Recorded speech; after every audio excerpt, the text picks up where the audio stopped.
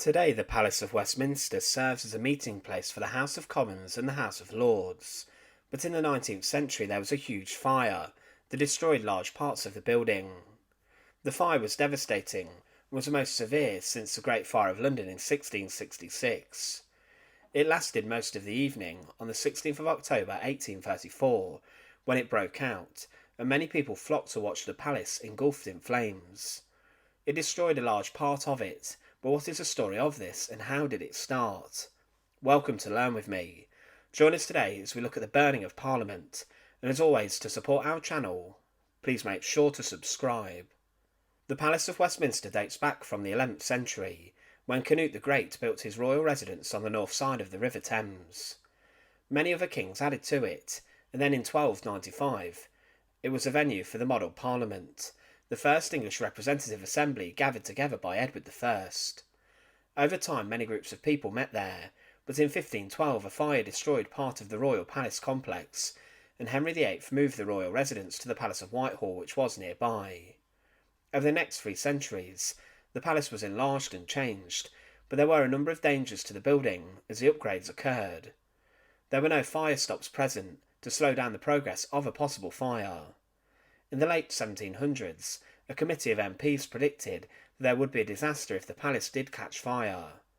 Further reports were commissioned that outlined the danger and issue with a fire, and it was written that the want of security from fire, the narrow, gloomy and unhealthy passages, and the insufficiency of the accommodations in this building are important objections which call loudly for the revision and speedy amendment. Since the medieval period, the Exchequer had used tally sticks, pieces of carved notches of wood, for accounting.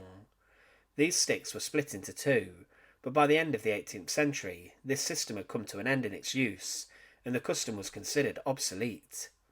In October 1834, the Clerk of Works received instruction from the Treasury to clear the old tally sticks whilst Parliament was adjourned, and he decided against giving the sticks away to staff to use as firewood, but instead decided to have them burned inside two heating furnaces of the House of Lords, which was directly below the Peers' chambers. These furnaces had been designed to burn coal and not wood, which burns with a higher flame, and the flues of the furnace ran up the walls of the basement where they were found, under the floor of the House of Lords chambers, and then up through the walls and out of a chimney.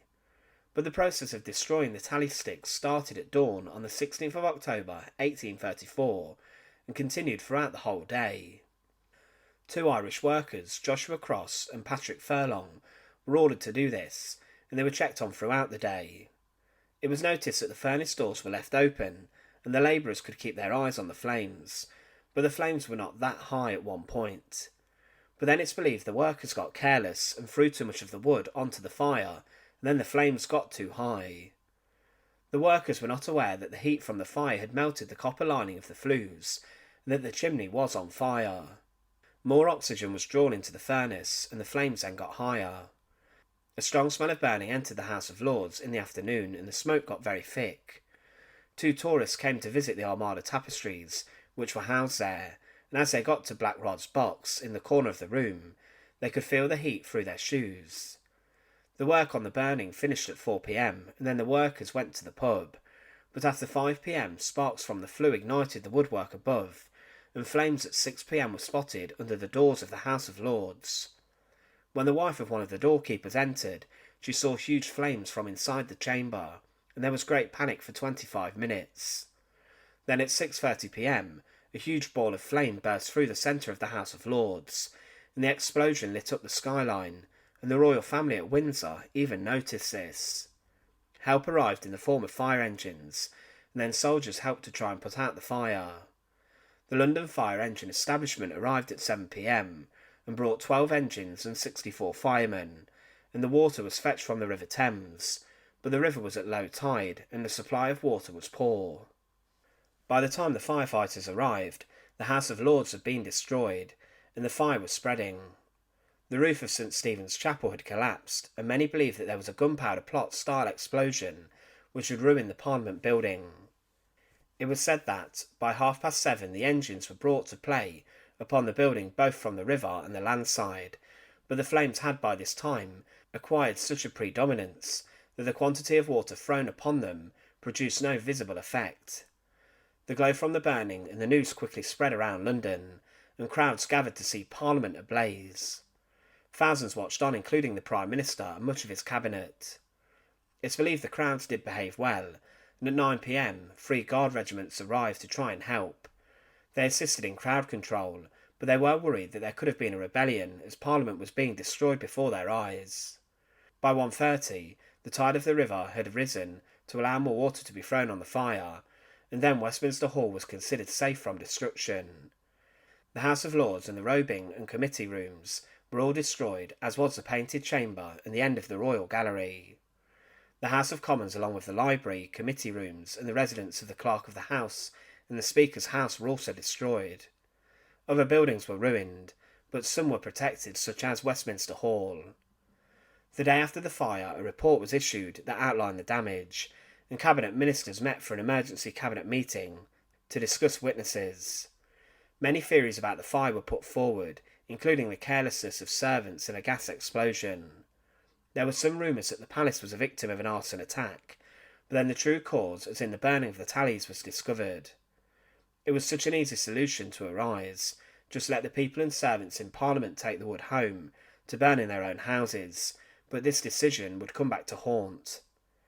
King William offered Buckingham Palace as a replacement for Parliament, and this was declined by the MPs, as they considered it dingy and downtrodden. Parliament needed to meet, and quickly work occurred to try and make the building better and safe. A commission gathered to hear proposals for a new building, and it was Augustus Pugin's Gothic-style building that became the new Palace of Westminster. Detailed drawings were made that were created to make the Palace of Westminster that we know today, the impressive building that sits on the bank of the River Thames, where politicians and Parliament meet.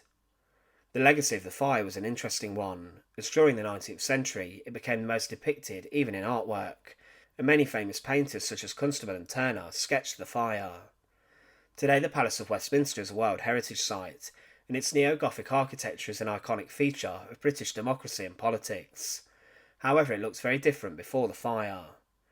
Interestingly, the palace today is considered to be in a dire state of repair, and that it needs huge repairs done to the building. It suffers from flooding, a great deal of asbestos, and allegedly still has fire safety issues that today are not up to standard with modern regulations. It's estimated that a bill of £3 billion would be needed to try and fix this. But the fire of Parliament and the burning of it was an iconic moment in history that deserves to be remembered. Thank you for watching. To support Learn With Me, please make sure to subscribe. And once again, thank you so much for watching.